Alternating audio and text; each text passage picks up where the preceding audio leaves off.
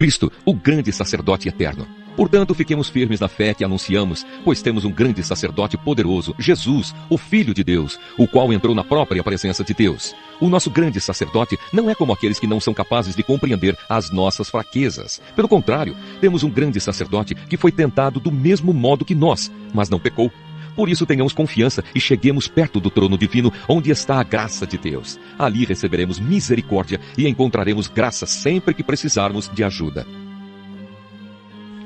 Carta aos Hebreus, capítulo 5. Cada grande sacerdote é escolhido entre os homens e nomeado para servir a Deus em favor do povo, apresentando a Deus ofertas e sacrifícios pelos pecados. Como ele próprio tem as suas fraquezas, pode ter paciência com os ignorantes e com os que cometem erros. E porque ele mesmo é fraco, precisa oferecer sacrifícios não somente pelos pecados do povo, mas também pelos seus próprios pecados. Ninguém escolhe para si mesmo a honra de ser grande sacerdote. É somente pela vontade de Deus que um homem é chamado para ser grande sacerdote, como aconteceu com Arão. Assim também Cristo não tomou para si mesmo a honra de ser grande sacerdote. Foi Deus quem lhe deu essa honra, pois lhe disse: "Você é o meu filho, hoje eu me tornei o seu pai." Em outro lugar das Escrituras Sagradas, ele também disse: "Você será sacerdote para sempre, na ordem do sacerdócio de Melquisedeque." Durante a sua vida aqui na terra, Cristo em voz alta e com lágrimas fez orações e súplicas a Deus que o podia salvar da morte. E as suas orações foram atendidas porque ele era dedicado a Deus. Embora fosse o Filho de Deus, ele aprendeu, por meio dos seus sofrimentos, a ser obediente. E depois de ser aperfeiçoado, ele se tornou a fonte da salvação eterna para todos os que lhe obedecem. E Deus o nomeou grande sacerdote na ordem do sacerdócio de Melquisedeque. Isaías capítulo 6. Isaías é chamado para ser profeta. No ano em que o rei Uzias morreu, eu vi o Senhor sentado num trono alto e elevado. O seu manto se estendia pelo templo inteiro, e em volta dele estavam serafins. Cada um deles tinha 6 asas. Com 2 eles cobriam o rosto, com 2 cobriam o corpo, e com as outras 2 voavam. Eles diziam em voz alta uns para os outros: "Santo, Santo, Santo é o Senhor Todo-Poderoso. A sua presença gloriosa enche o mundo inteiro." O barulho das vozes dos serafins fez tremer os alicerces do templo, que foi ficando cheio de fumaça. Então eu disse: "Ai de mim, estou perdido, pois os meus lábios são impuros e moro no meio de um povo que também tem lábios impuros. E com os meus próprios olhos vi o Rei, o Senhor Todo-Poderoso." Aí um dos serafins voou para mim, segurando com uma tenaz uma brasa que havia tirado do altar. Ele tocou a minha boca com a brasa e disse: "Agora que esta brasa tocou os seus lábios, as suas culpas estão tiradas e os seus pecados estão perdoados." Em seguida, ouvi o Senhor dizer: "Quem é que eu vou enviar? Quem será o nosso mensageiro?" Então respondi: "Aqui estou eu, envia-me a mim."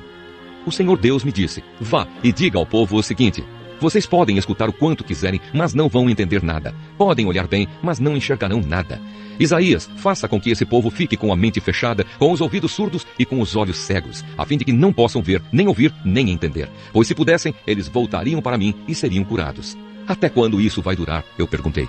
Ele respondeu: "Até que as cidades sejam destruídas e fiquem sem moradores, as casas fiquem completamente vazias e os campos sejam arrasados. Eu, o Senhor, mandarei o povo para longe deste país e as cidades ficarão vazias. E mesmo que fique no país uma pessoa em 10, ela também será morta. Os que restarem serão como o toco de um carvalho que foi cortado." O toco representa um novo começo para o povo de Deus.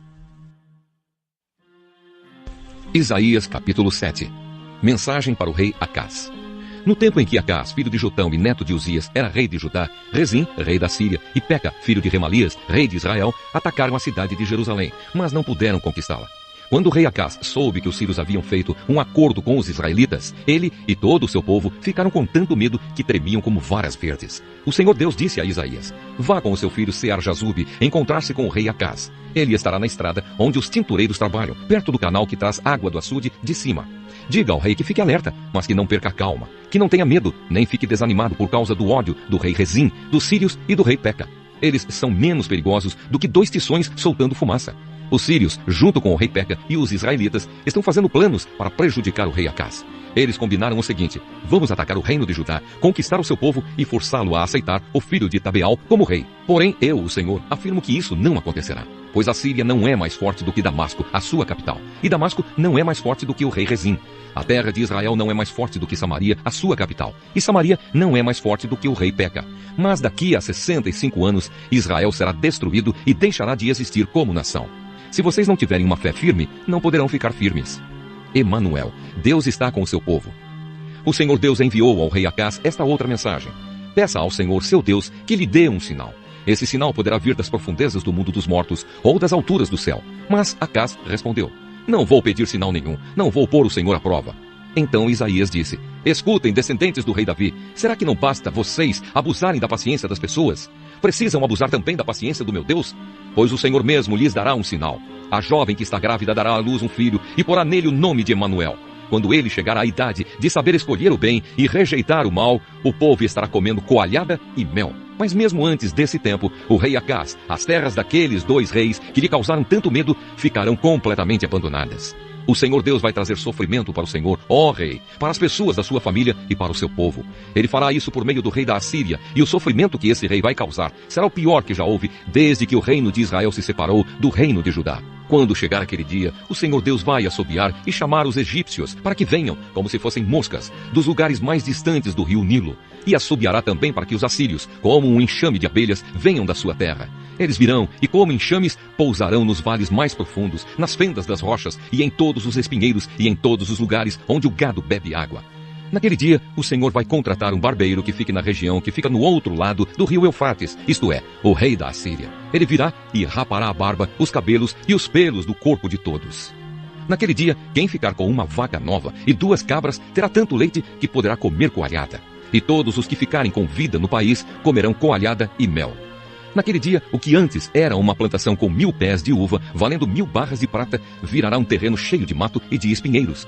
O país todo ficará coberto de espinheiros, e os homens irão ali caçar com arco e flechas. E todos os montes onde antes havia plantações ficarão tão cobertos de mato e de espinheiros que ninguém terá coragem de ir até lá. Somente o gado e as ovelhas irão lá para pastar. Isaías, capítulo 8. O significado do nome do filho de Isaías. O Senhor Deus me disse: pegue uma tabuleta grande e escreva nela, em letras bem grandes, o seguinte: Maher Salal Has-Baz. E procure 2 homens de confiança, isto é, o sacerdote Urias e Zacarias, filho de Geberequias, para servirem de testemunhas. Algum tempo depois, a minha mulher, a profetisa, ficou grávida e deu à luz um filho. Aí o Senhor me disse: ponha nele o nome de Maher Salal Has-Baz, pois antes que ele aprenda a dizer papai ou mamãe, o rei da Assíria levará embora todas as riquezas de Damasco e de Samaria. O Senhor falou comigo de novo. Ele disse: esse povo não quis as águas calmas do riacho de Siloé e está tremendo de medo do rei Rezim e do rei Peca. Por isso, eu, o Senhor, vou trazer o rei da Assíria e o seu poderoso exército para atacarem esse povo. Eles avançarão como uma enchente do rio Eufrates, que sobe acima das margens de todos os canais e de todos os rios que desembocam nele. Eles invadirão a terra de Judá como as águas de uma enchente que cobrem tudo e sobem até o pescoço da gente. Mas Deus está com o seu povo. As suas asas abertas protegem a terra prometida. Reúnam-se povos, mas fiquem com medo. Escutem todos os países distantes. Preparem-se para a guerra, mas vocês serão derrotados. Sim, preparem-se para a guerra, mas vocês serão derrotados. Façam planos, mas eles não darão certo. Resolvam o que quiserem, mas tudo fracassará, pois Deus está conosco. Deus avisa o profeta e os seus seguidores. O Senhor Deus pôs a sua poderosa mão sobre mim e avisou a mim e aos meus seguidores que não andássemos no caminho que o povo estava seguindo. Ele nos disse: não pensem que tudo o que o povo chama de revolução seja revolução mesmo. Não fiquem assustados, nem tenham medo daquilo de que o povo tem medo. Pelo contrário, fiquem assustados por minha causa e tenham medo de mim, pois eu, o Senhor Todo-Poderoso, sou santo. Eu serei um templo para abrigar vocês. Serei também uma pedra e uma rocha que fará com que os povos de Judá e de Israel tropecem e caiam. Serei uma armadilha e um laço para pegar os moradores de Jerusalém. Muitos tropeçarão, cairão e se despedaçarão. Ficarão presos nessa armadilha. Eu disse aos meus seguidores: guardem a mensagem e lembrem dos ensinamentos que o Senhor me deu. Ele se escondeu do seu povo, mas eu confio nele e nele ponho a minha esperança. Aqui estou eu com os filhos que o Senhor Deus me deu.